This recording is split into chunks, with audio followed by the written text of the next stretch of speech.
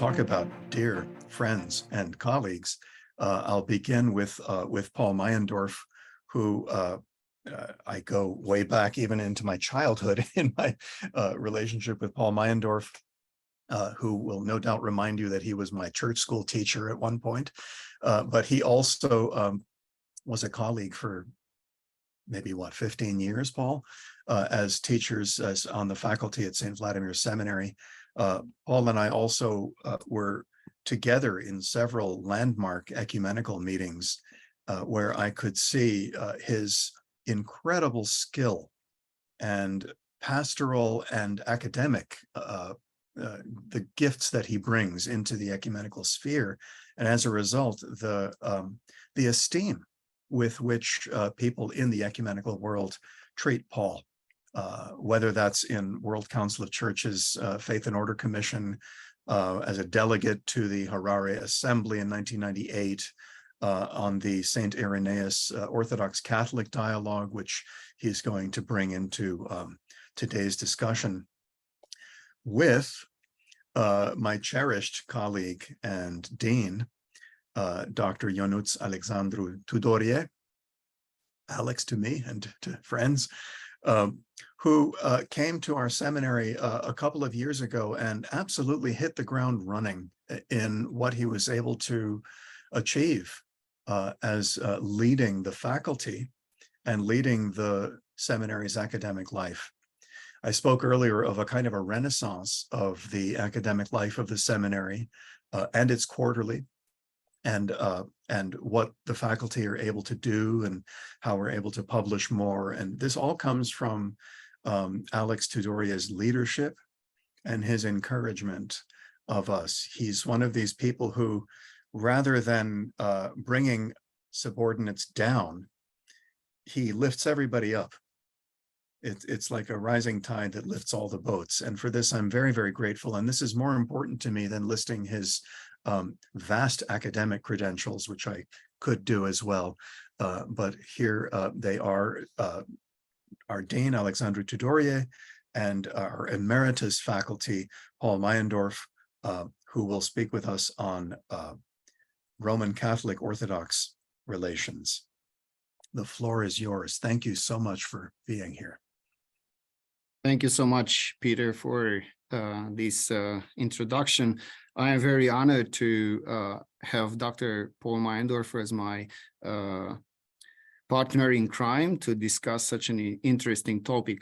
Obviously, the decision to talk about the Roman Catholic Orthodox Theological Dialogue, it was somehow triggered by the recent document that was issued after the meeting in Alexandria, the so-called Alexandria document. And this comes after a long series of documents that were approved by the Joint Committee Orthodox Roman Catholic starting from 1980. I will introduce a little bit the topic just for those of you that are not familiar with this topic. And I will start with the very important moment of lifting the anathemas in December 1965 at the end of the Second Vatican Council. I think that was a very important moment for opening a window actually in the relationship between the two churches. Then it took a while, actually, for about 15 years to bring to fruition the official theological dialogue at the worldwide level between the two churches. So only in 1980, right at the beginning of the pontificate of John Paul II, we witness actually this the beginning of this important dialogue. Personally, I think that this is probably one of the most important dialogues for the Orthodox Church as a whole. It is very well structured. Maybe the topics were not from the beginning very very interestingly selected, but it was a positive approach. Maybe based on the failure that we witnessed back in the days in the medieval time at Ferrara, Florence, and earlier at Lyon, where we were simply focusing on what we don't have in common. In 1980s, those that were in charge to design possible topics to discuss at this joint committee, they were thinking of starting with what we have in common, so positive approach. And obviously the holy sacraments were particularly two holy sacraments, the priesthood and Eucharist were targeted during the 80s, and another document was introducing somehow the position of the two churches regarding the apostolic succession. This was the first phase, a kind of setting the scene for what followed afterwards. The second phase, I would dare to say, happened at the end of the 1980s, beginning of 1990s, and it was triggered by the fall of communism. Because of the fall of communism and the subsequent reorganization of the Greek Orthodox or Uniate churches, especially in Ukraine and Romania, this dialogue was put on ice, or it was somehow diverted to recognize a different topic that would require more attention, and that was Uniatism.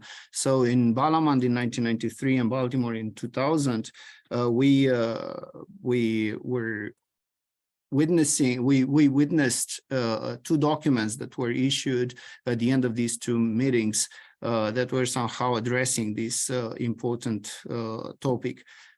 Only the third phase, I would dare to say, started in 2005, 2006, with the beginning of the pontificate of Benedict XVI, when we see exactly a very, very ecclesiological approach, if I dare to say, and somehow he conducted and speeded up the process, because we see instead of having meetings every second year, we see that meetings happen more frequently in 2006, followed by 2007.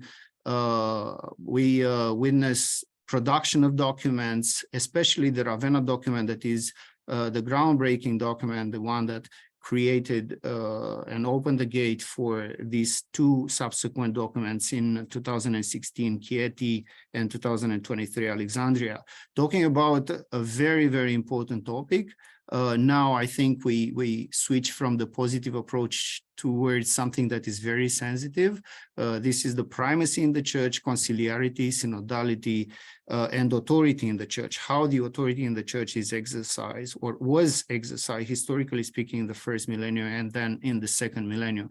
This is something that I personally am connected with the theological interests of Pope Benedict XVI, because given the previous 15 years, from 1990 to 2005, nothing really happened except the discussion about Uniatism. And right after that, in 2005 up to 2010, we have a series of important moments and the discussions that were triggered by all sorts of other documents that were produced both in the Orthodox Church, within the Orthodox Church, or most important within the Roman Catholic Church. Then the other phase started with the successor of Pope Benedict XVI, Pope Franciscus I. This would be the fourth phase, and we have these two documents that were issued in the last 7 years. Chieti document that is focusing on primacy of the Pope in the first millennium, or actually is about the authority in the church in the first millennium, followed by this new document in Alexandria, the authority in the church in the second millennium. I would stop myself here. I do have all sorts of other ideas to share with Dr. Meyendorff, but given his long involvement in the ecumenical at the ecumenical level, and also I would say his interest particularly in the Roman Catholic Orthodox dialogue, being a member of the North American Joint Committee, that started even earlier than 1980s at the worldwide level, this joint commission. I would invite Dr. Meyendorff to reflect a little bit about his experience and particularly his reading of these documents that were produced in the last 10 years, let's say, these last two particularly. Thank you. I'd just like to expand the conversation a little bit to talk about the history of relations between Orthodox and Catholics beginning in the 20th century, because the conversations actually began even before Vatican II. During immediately after World War II, there was a resurgence of both Orthodox and Catholic theological reflection, particularly in Paris at the Saint-Serge Institute, where many Russian theologians who had come to Europe or to Western Europe after World War II, after the Russian Revolution, settled and began an informal conversation with the leaders of the Catholic theological renewal that was taking place at the same time centered actually in France. My father, Father John Meyendorff, would tell me stories about secret meetings held between, with Father Schmemann, Father Florovsky himself, with leading Catholic scholars, Jean Danielou, de Lubac, Louis Bouillet, and so on, and who kind of led this kind of patristic revival that was taking place in both Orthodoxy and Catholicism at the same time. This is what led to the development of a Eucharistic ecclesiology that has been commonly accepted both in the Orthodox side and by the Catholics. The Constitution on the Church after Vatican II, speaks of the Eucharist as the locus and center of life. Which is a radical shift in the approach to ecclesiological approach, less focused on structure, but on the church as gathering, the church as assembly, the importance of the sacraments, and so on. And these meetings took place at a time when Catholics were not even allowed to meet with non-Orthodox. So, this was kind of the prehistory, in fact, of what happened later after, as you describe, after 1964, with the meeting between Athenagoras and John the 23rd in Jerusalem. Now, the North American consultation actually began immediately after that. From 1965, it has been functioning, meeting twice a year, issuing close to 50 statements over these years. I have been a member of this consultation for the last 25 years, and a member of the St. Irenaeus Orthodox Catholic Working Group that was begun actually in 2004, at a time when the official dialogue was basically frozen because of the controversy over uniatism. And so the St. Irenaeus group, kind of organized by German Catholics and funded by German Catholic foundations, has been meeting ever since. And even when the international dialogue resumed, we continued to meet and have also, and I will mention a key document that group issued.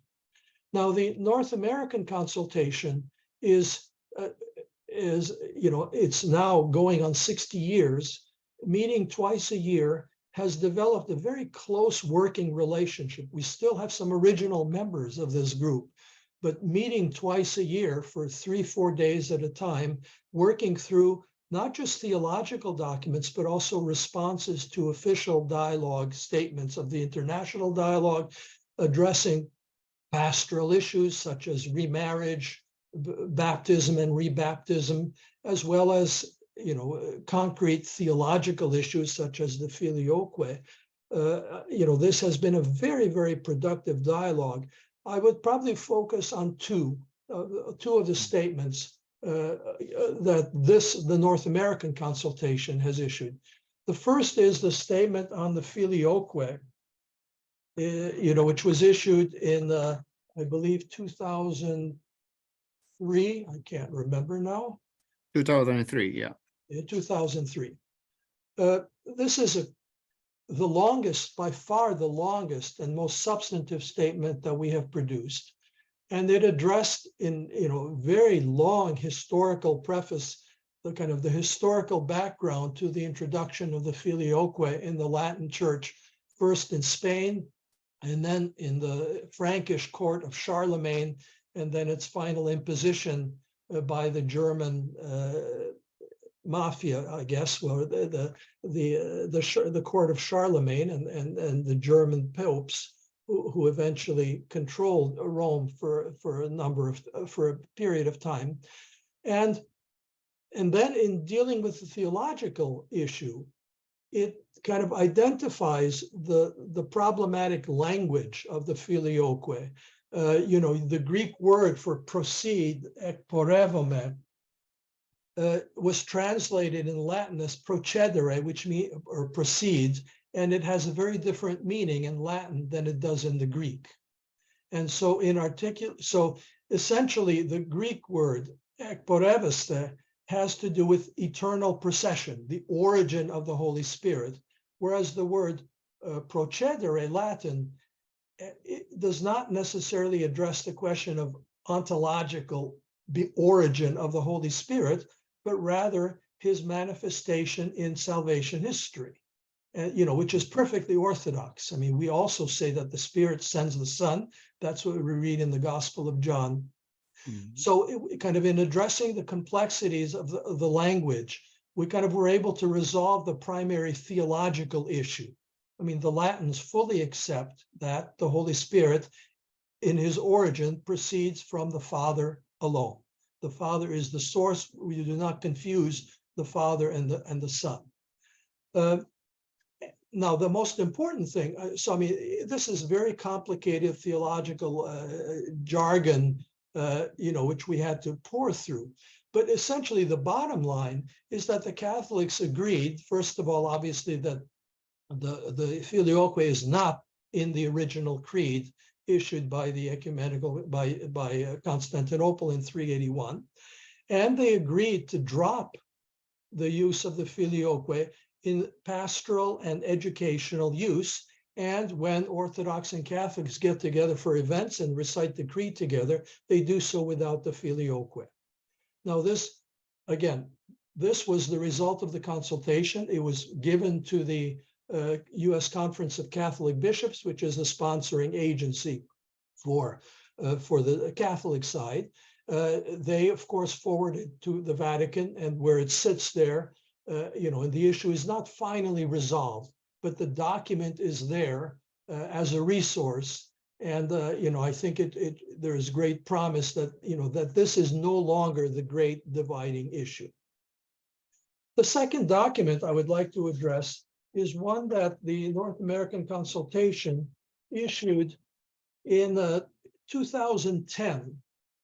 And it came out of a result of a conversation in which we sat down and each member of the group was basically called to think aloud, to brainstorm what a united church would actually look like. We're getting to the point where the major theological issues between Orthodox and Catholics are largely resolved. I mean, obviously the papacy and infallibility and universal jurisdiction remain the elephant in the room, but nevertheless, on substantive theological issues, sacraments, orders, apostolic succession, even synodality and conciliarity now, these are no longer the dividing issues. So in our brainstorming aloud, we kind of came up with a statement called Steps Toward a Reunited Church, a sketch of an Orthodox Catholic vision of the future, in which we kind of outlined the shape of what communion would look like, mutual recognition of one another as churches, a common confession of faith, including the creed without the filioque, accepted diversity. There is legitimate theological diversity, both between our traditions, but also within our traditions, different focuses, different emphases that need not necessarily be church dividing. Liturgical sharing, obviously, mutual participation, concelebration in the sacraments. Synodality, in other words, our bishops meeting together. Common mission, subsidiarity, a very important point. This is a Catholic concept, but very appropriate also for the Orthodox, that issues that can be resolved at the local level should be resolved at the local level and kicked upstairs, if you will, only when these issues affect the entire church and can only be resolved by larger consultation. And then we make a bunch of proposals about what intermediary steps could be taken already now, such as delegations of Orthodox and Catholic bishops in a particular region to one another's synods. Actually, this by the Catholics, this was already begun at Vatican II, when Orthodox delegates were invited to participate. And the same thing is happening now with the new council that Pope Francis has called. The mutual recognition of one another as sister churches. Professor Tudorie mentioned the Balaman statement, which not only calls for the abandonment of unitism as the model for reunification, but also calls for the recognition of one another as sister churches. Our recent meeting of the St. Irenaeus Orthodox Catholic group in Balaban just a month ago addressed the whole question of the reception of Balaman and the problems with it. And the key is not so much on the issue of unitism, but regarding the whole notion of sister churches, because for the Catholics, sister churches are fellow dioceses or churches in other parts of the world with which one is in full communion. The Church of, and for the Orthodox, it's very much the same thing. I mean, the Orthodox Church of Constantinople and the Orthodox Church of Serbia or Romania are sister churches. But what about churches with which one is not in full communion? This remains a problematic issue. For the Uniates, the big problem was obviously they're feeling abandoned by both sides, but that's a different question.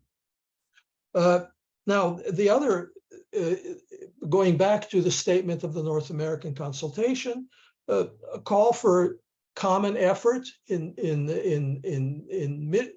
mission work, in charity work, and common celebrations of significant events, kind of to draw people together at the local level. And ultimately, a conversation about new structures of authority. And I think this is, I'll conclude with this. I think that both Orthodox and Catholics are facing a crisis now of authority. In the Orthodox Church, there's huge conversation about primacy, whether it's necessary or not, what form it should take, what form synodality and conciliarity should take. And in the Catholic Church, the same thing. I mean, Vatican I, as we have heard in many of our conversations, concluded before doing the second chapter. The first chapter of Vatican I was the papacy and Rome. The second chapter was supposed to be the bishop and synodality, and because of the Franco-Prussian War that erupted, the council was suspended and it never happened again. So both Orthodox and Catholics face critical challenges in this time in our society when authority is being challenged, when there's a history of abuses of power, horrible abuses that we've heard about, and that it's not just a Catholic problem. And so these are problems that we should solve together, especially given the fact that, you know, the Roman primacy is now the major issue separating Orthodox and Catholics.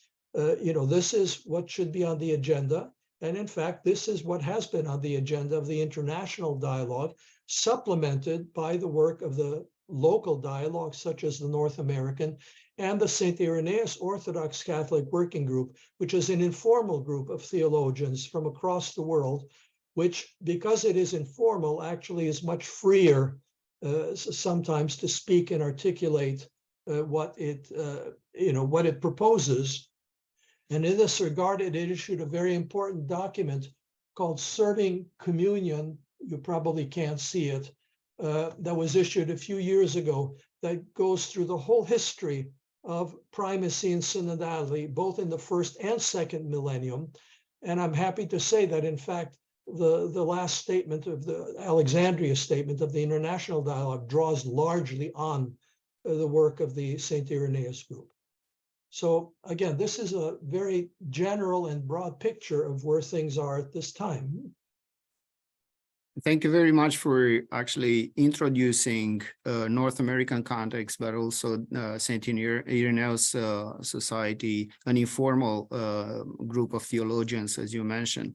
But you open multiple chapters here, and I will connect only with one of it.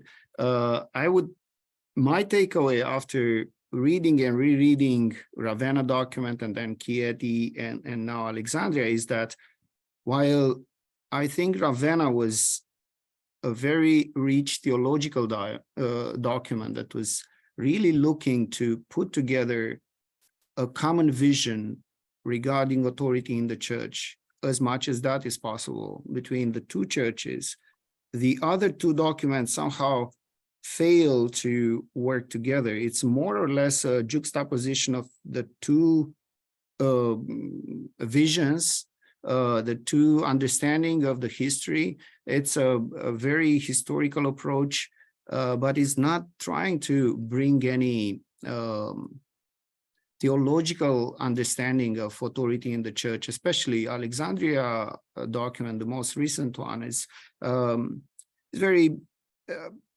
simple in a way for a church historian that knows everything that is put into that document. Is really nothing new that is presented. On the other hand, since you mentioned in your last words about the authority in the church, that was meant to be initially a dialogue between two parts, one being the Roman Catholic, the other one being the Orthodox. I think that transformed somehow from 2005, 2006 onwards. That was transformed into a three dialogue, because we have a kind of a platform of presenting a very strong idea or ideas of the three Romes. One is Old Rome, Roman Catholic Church. One is the New Rome or Second Rome, Constantinople. And the third is Moscow, the Third Rome. Each of these three positions actually deals with authority and synodality and primacy in different ways. While Old Rome is definitely talking about the primacy of the Pope and based on authority, in Constantinople we see something that is not precisely a primacy of honor as we read it in our handbooks of church history, but it's a little bit more than primacy of honor. Is something that connects with a need of coordination within the Orthodox Church, while Russian Orthodox Church or Moscow is looking to apply a vision that reflects the 21st century understanding to the situation in the first millennium or even in the second millennium, and would like to talk about the simple primacy of honor within the Orthodox Church without having any type of authority, without Constantinople enjoying any type of authority within the church. But I really feel that we need that kind of coordination, as I said, in our Orthodox churches that are somehow too decentralized. We need that kind of a centralization in order to make it happen. It is very visible that even at the level of organizing such a structured dialogue like the worldwide level Roman Catholic Orthodox dialogue, you need someone to coordinate a little bit and to put together all these sister churches that you mentioned earlier, and to have a common vision and one voice. That was, I think, the role of Metropolitan John Zizioulas for a good number of years. Now, without him there, it's I think more and more complicated, and we witness that voice.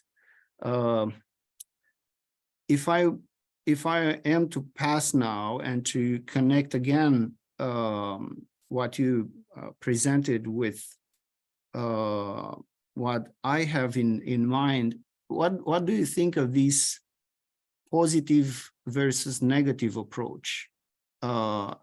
We witnessed that in 1980s, the Joint Committee was thinking of building up somehow this relationship, starting with something that we have in common.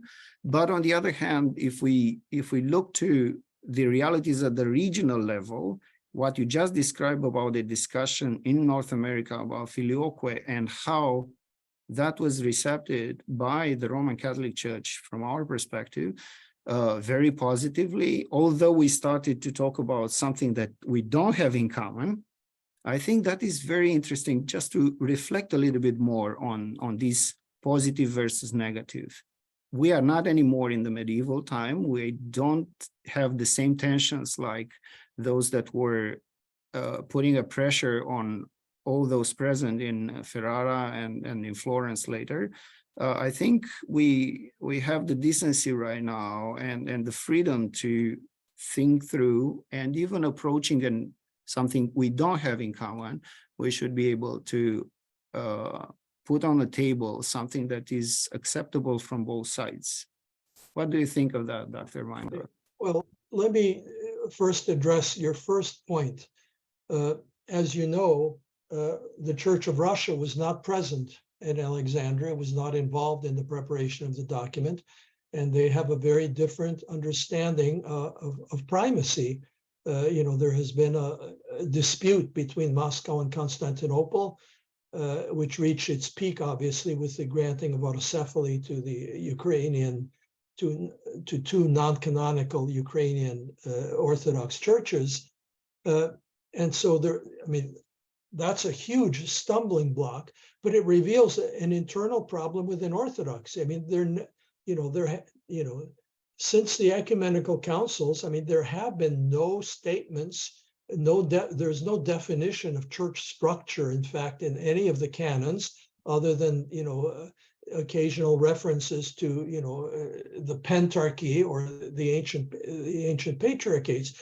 But beyond that, I mean, all the developments since then have really confused the situation. I mean, it's clear that primacy cannot be just the primacy of honor. If it's only a primacy of honor, it really cannot function in a way that that primacy should, in terms of coordination, in terms of an appeal process, which was one of the primary functions of primacy, even in the first millennium. So, this is the crisis to which I was referring to in my first segment. We Orthodox have a big problem internally among ourselves, which is different than the problem that the Catholics have, because in a sense, they have too much centralization, too much power vested in Rome and in the person of the Pope. And this has been a process, a long-going process, because certainly the Roman Catholic Code of Canon Law of 1907, for example, gives the Pope far more authority, far more power than Vatican I ever envisioned. So, in fact, when one deals with the issue of primacy in the Catholic Church, one has to deal with kind of the canonical tradition, the decisions of Vatican I, but then also kind of what has been done with it subsequently, and a partial reversal that begins already with Vatican II and is ongoing now with this total kind of move toward a more conciliar form of governance that is taking place within the Roman Catholic Church, which we Orthodox should welcome, and by the way, in which we were involved. The Roman Catholic Church had a number of consultations with Orthodox and Protestant, actually, theologians, as they themselves thought through the process, the development of a more conciliar process. Now, in terms of positive, your second question, in terms of positive and negative, I mean, certainly after 1960, after the 1964, I mean, you know, after the near millennium of hostility between East and West, it was necessary to kind of build some bridges to develop, you know, what we had in common. And I think we did that very successfully. I mean, the statements of various dialogues, you know, agreements on Eucharist, on sacraments, on order, on baptism, and more recently on a more baptismal ecclesiology and the role of the laity, the responsibility of the laity for the life of the church. I mean, this is, you know, but in a sense, we reached a point where, you know, we know what we have in common. Let's now, it's necessary if we need to move forward to handle the tough subjects. The Filioque was one such example, which I think is, you know, was done very successfully. It has yet to be received, obviously. And now the whole issue of, you know, primacy in particular, but obviously primacy and synodality are two sides of the same coin. One cannot have primacy without synodality. And so, and I think this goes to, my point is that this is an issue that we both face challenges in, maybe in different ways, but we are both challenged, and I think we're called to work on this together. You know, and I think there's more, unfortunately, more openness to this on the Catholic side at this point than on the Orthodox side because of the dysfunction within contemporary Orthodoxy. You know, the schism between Rome and Constantinople, the argument between Jerusalem and Antioch over Qatar, and so on, you know, which are, I mean, we are our own worst enemies in that respect. I like what you just said about the primacy and synodality and the interdependence between these two, because obviously you said that we cannot have primacy without synodality. The vice versa is also valid. We cannot have synodality without a form of primacy. Yeah, this is something that I want to address a little bit. Obviously, Russian Orthodox Church, for various reasons, was not only missing around the table from Alexandria discussion, but also previously, if you look back to the history of the dialogue, for different other reasons, they were not involved in finishing the Ravenna document in 2007. They were missing multiple steps in this dialogue, and it's not only, let's not focus only on Russian Orthodox Church, because there were also other satellites that were not present around the table. For example, for Alexandria, there were only 10 Orthodox churches out of, even the number is difficult for us to, there were 16 now, maybe we can talk about 18, 19 sister Orthodox churches. So that gives me the impression that these two last documents, again, Chieti and Alexandria documents, are not going to be received as or having the same value as the one in 2007 Ravenna, despite the fact that around Ravenna, during that time, 2006 and 2007, there were so many discussions about the title of the Pope as the Patriarch of the West. As you all know, in 2006, it was a decision to abandon this title because that was pretty complicated to put together with the idea of full primacy, universal primacy, and Pope, not just that particular Pope, but in general, the institution, if claims universality, cannot sit around or with the other four Oriental patriarchs. But also it was, since you also mentioned something about ecclesiology, there were those 5 answers, ecclesiological answers, produced by the Congregation for the Doctrine of the Faith in 2007. And within those documents, although it was meant to be a kind of an internal document, talking about the title of sister churches and how is that perceived, those answers were really difficult, or put a big question mark on the future of these dialogues, since obviously they talked about the Roman Catholic Church being the one church, and everything else with nuances. Obviously, Orthodox were allowed to be called as a church, preserving some parts of the true church, but because we are not in communion with Rome, obviously we don't have the plenitude of using this full title, or being the true church, part of the true church. And for the Protestant denomination, obviously they were excluded completely as ecclesiastical or ecclesial communities. In spite of all these very complicated perspectives or signals coming from the Roman Catholic Church, I think still Ravenna was a very solid theological document compared to the other two. We missed from the table back then important players, Russian Orthodox Church, I think the Serbian Orthodox Church or the Georgian Orthodox Church also, they were not present.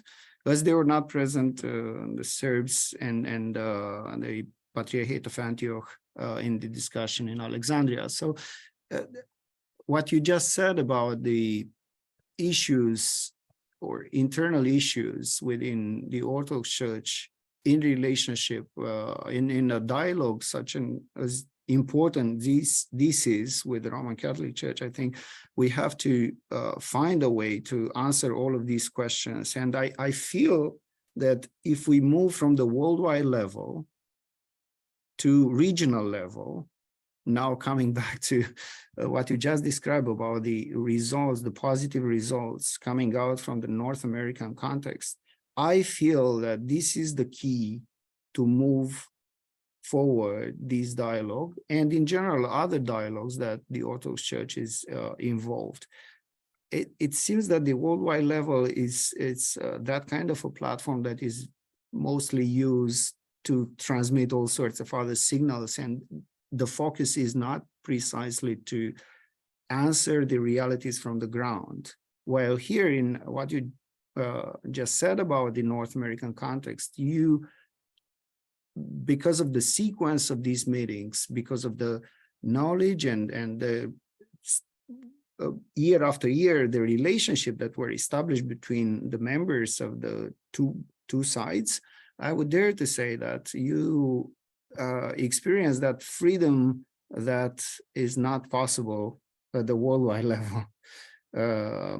So this would be the key for the future to address these issues that we are having right now.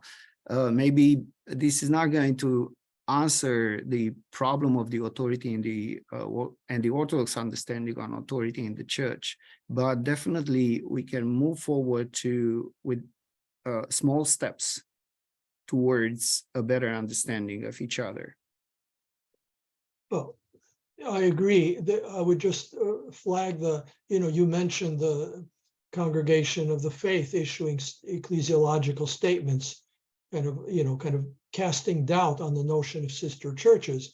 I mean, the same hesitancy exists on the Orthodox side. I mean, there are many Orthodox who would not agree to call the Roman Catholic Church a sister church. Mm. So, I mean, that hesitance is there on all sides. I agree with you, though, that it's like the regional dialogue, such as the North American, or I didn't mention the one also in France, which has been productive over a long time, but also informal dialogues like the St. Irenaeus group are much freer and are less affected by the geopolitical factors that have impacted so strongly on the international dialogue. And in terms of even the kind of the theological depth of the statements that have been issued. I mean, the statements that the Filioque are far more detailed and accurate and careful than the statements, such as Alexandra, which you correctly say are kind of very general and theoretical and really don't address the challenge, in fact, that we face. I mean, they're simply a statement of fact with no attempt to reconcile the positions, although they do. I mean, all those statements do say that this is an area that we need to work on in the future. But I think those informal dialogues, even the North American dialogues, even if they're not formally accepted or formally received, I mean, there's still an important repository. I mean, they're always there to refer to, and they're touchstones, I think, which are important for the future of the relations between Orthodox and Catholics. There are a couple of questions that were put here in the chat, and I will read the first one. Judah Dale, was inherently correct or wrong for Patriarch Athenagoras to leave the anathemas against the Roman Catholic Church in the 1960s? I guess I'm asking this because I've heard many people say concelebration with heretics is wrong, and this was the beginning of the pan-heresy of ecumenism. What would be your opinion, Dr. Meyendorff, on? Well, I mean, lifting those anathemas. I mean, first of all, those anathemas were directed against individuals who have been dead for 1,000 or nearly 1,000 years. So, I mean, it was just it was a gesture, I mean, that really had no ecclesiological impact. It was more a symbolic impact. Now, did he concelebrate? No. I mean, concelebration means celebrating the Eucharist together, receiving communion together. I mean, there's plenty of examples of, prayer, common prayer on occasions, on special occasions, whether it's catastrophes or, special events that bring people together that do not amount to liturgical prayer. Actually, on the whole question of common prayer, I mean, this has been a very, very sensitive issue for the Orthodox for a long, long time, particularly in the context of the World Council of Churches. And after the assembly in Harare, back in the late, 89 or 90 or something like that, the Orthodox almost pulled out of the World Council of Churches. There was a long series of conversations about the relations between Orthodox and World Council of Churches. One of the topics was common prayer. And the statement that came out of it that was agreed upon both by the Orthodox and the largely Protestants who were part of this conversation was that, common prayer at World Council of Churches is not the same as liturgical prayer. Liturgical prayer is the prayer of a church gathered together around its clergy and reflects the ecclesial status of the body doing that liturgy. The World Council of Churches is not a church and therefore does not have a liturgy. It allows for common prayer, saying prayers together, but that is not to be equated with liturgical prayer. And for example, it should not have full liturgical vestments, anything that would confuse people to think that this is in fact the same as the prayer of the Orthodox Church. So, no vestments, no blessings, no priestly blessings, for example, and certainly no common Eucharist. In fact, one of the Harare was the first assembly in a long time at which there was no Eucharist as part of the assembly. Instead, on the Sunday, local churches representing the different main traditions in the World Council of Churches, Orthodox, Oriental Orthodox, Roman Catholic, and Protestant, had liturgies at their local churches to which delegates were invited and allowed to participate to the extent that their conscience would allow. but there was no Eucharist liturgy, no Lima liturgy, which is a technical term, which I need to describe here. I mean, no common liturgy of the World Council of Churches. I think the Orthodox have been very careful and consistent in that. You know, we will attend the liturgical worship of another tradition, but not participate, not celebrate, not receive communion, and so on. So, but certainly, I mean, you know, when the Pope and the ecumenical patriarch or another Orthodox bishop or patriarch, when they get together, they do say a prayer together, but that is not yet Eucharistic communion or Eucharistic sharing until the time that we're able to do that, which we all pray for, but is yet to come. I will add in 1 minute, if I may, something about the anathemas that you just mentioned. Obviously, it was an entire discussion after 1054 how we are going to interpret that file, those documents that contributed to or put together an entire dossier of documents around the two texts written by Cardinal Humbert and Patriarch Michael Cerularius. And in the 20th century, little by little, because during the long process of applying correct methodologies on reading these documents, we learned that actually they were not as interpreted during the medieval time and even in the early modern period as anathemas against churches. As you rightly pointed, they were interpreted correctly as anathemas that are connected with persons and those involved in that dispute during the summer of 1054. And I think that's really, really important. And that symbolic gesture in 1965, it was the starting point of everything that we experience today, with all the benefits, but also the negatives that we can see in this dialogue. Thank you so much, Dr. Meyendorff, for discussing this relevant topic for for the Orthodox Church. And I hope that we transmitted between the lines not only the perspective that we cannot reach that intercommunion that we hope, but or very is not reachable in a very tangible period of time. But it is something positive because, as I said, in the regional discussions, we can identify multiple ways we can work together for one single voice of Christians to different problems and issues that we are facing today. Thank you. Thank you. Yeah, boy, thank you both.